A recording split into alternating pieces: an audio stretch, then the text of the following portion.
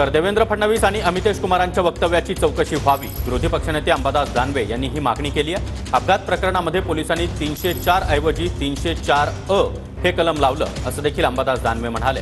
अमितेश कुमार आणि देवेंद्र फडणवीसांनी खोटी माहिती दिल्याचं दानवे यांनी म्हटलंय।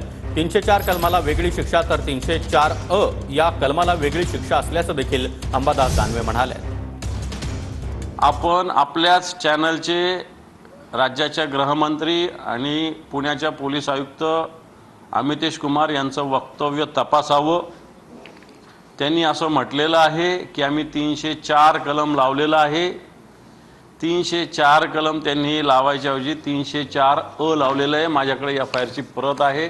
खोटं वक्तव्य केल्याने 304 ला वेगळी शिक्षेची तरतूद आहे आणि 304 ला वेगळ्या शिक्षेची तरतूद आहे।